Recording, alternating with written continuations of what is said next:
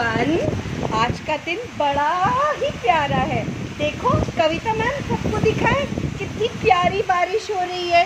सारे पौधे हरे हरे हो गए हैं, सारी जगह खुशहाली सी नजर आ रही है।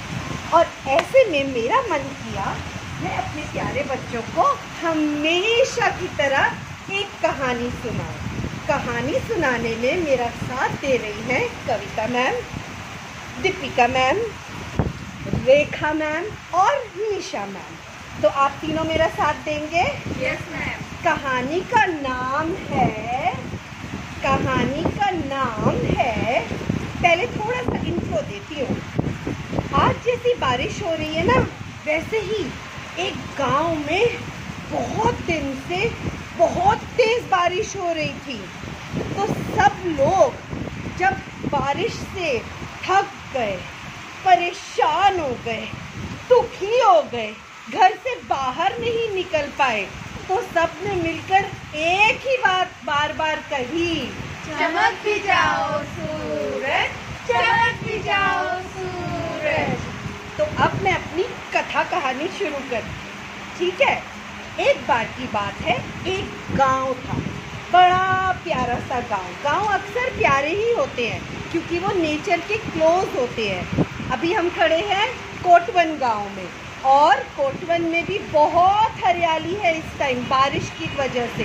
देखिए हमारे स्कूल में पौधे कितने खूबसूरत लग रहे हैं, पेड़ कितने प्यारे लग रहे हैं क्योंकि उन्हें पानी मिल रहा है, जो उनके फूड बनाने का बेसिक चीज़ है। पर अब कहानी की ओर ध्यान देते हैं, ठीक है। तो एक गांव था, गांव में दो भाई बहन रहते थे। बड़ा था भाई, छोटी सी बहन। भाई का नाम था मट्टू और बहन का नाम था गट्टू। तो मट्टू और गट्टू कई दिन से अपने घर के अंदर बंद थे, ना इधर जा सके ना उधर जा सके, ना बाहर निकल सके ना छत पे जा सके, क्योंकि क्या हो रहा था, tip tip tip tip tip tip tip tip बारिश। 3 दिन, 4 दिन, 5 दिन लगातार बारिश, हर तरफ अंधेरा ही अंधेरा, हर तरफ पानी ही पानी, ना कहीं निकल सकते ना बाजार से कुछ ला सकते। ऐसे में मट्टू ने परेशान होकर कहा, अब मुझे बाहर जाना है। चमक भी जाओ सूरज, चमक भी जाओ सूरज। पर सूरज तो देवता है, वो कैसे चमक जाए जब तक बहुत सारे लोग उनके आगे पीछे हाथ न जोड़े। तो सूरज देवता नहीं चमके भाई, नहीं चमके, नहीं चमके भाई, नहीं चमके। वहां पर एक प्यारा सा, गट्टू मट्टू की खिड़की के सामने एक प्यारा सा आम का पेड़ लगा था। छोटी छोटी कैरियां थी उन पे। इतने में ही मट्टू की आवाज सुनकर एक छोटी सी पत्ती बोली, भूख लगी है, खाना नहीं बना पा रही हूँ। चमक भी जाओ सूरज, चमक भी जाओ सूरज।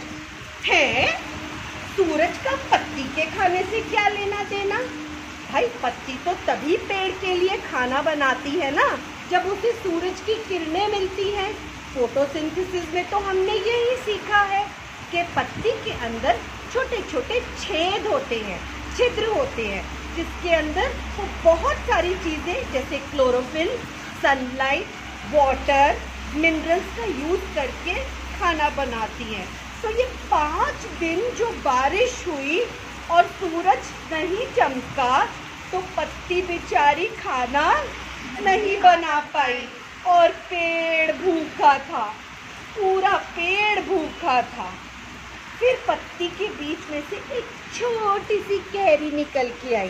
कैरी ने कहा, मुझे भी भूख लगी है, मैं बड़ी कैसे होऊंगी, अम्बी कैसे बनूंगी, आम कैसे बनूंगी, इसलिए चमक भी जाओ सूरज, चमक भी जाओ सूरज। पर मैंने तो आपको बता दिया, सूरज तो क्या है, देवता।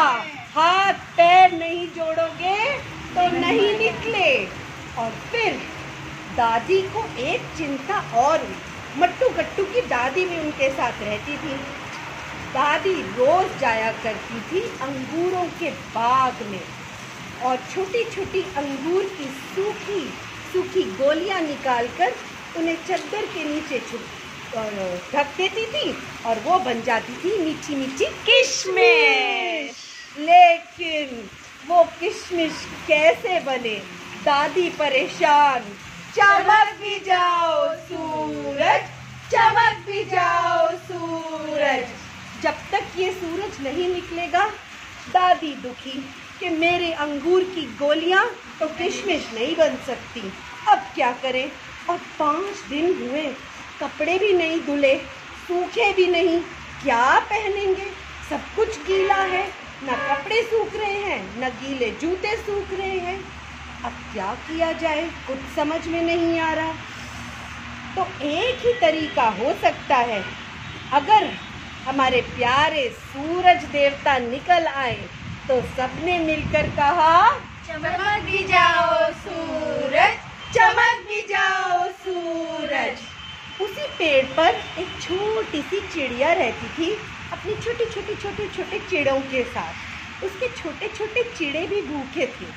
देखिए, चिड़िया बहुत ही छोटा सा एक पक्षी है, लेकिन चिड़िया बहुत विश्वास करती है प्रभु पर, नेचर पर। चिड़िया का ऐसा मानना होता है, ये रिसर्च से पता चला है कि वो सिर्फ एक ही दिन का खाना इकट्ठा करती है। उसे विश्वास रहता है कि भगवान मेरे लिए कोई ना कोई इंतज़ाम कर देंगे और मेरा खाना अगले दिन का मैं ला पाऊंगी, अपने लिए भी और अपने चिड़ों के लिए भी। लेकिन इस बार 5 दिन हो गए, उसके छोटे छोटे चिड़े भी भूखे थे। तो चिड़िया और उसके चिड़ों ने मिलकर कहा, चमक भी जाओ सूरज, चमक भी जाओ सूरज।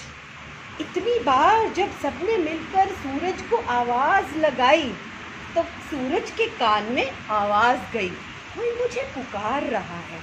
चमक भी जाओ सूरज, चमक भी जाओ सूरज। और सूरज देवता तो ऊपर से मजे ले रहे थे। सबके दिमाग में एक आइडिया आया। तुझे समझ आया? तुझे समझ आया? तुझे समझ आया? नहीं, मैं बताती हूँ।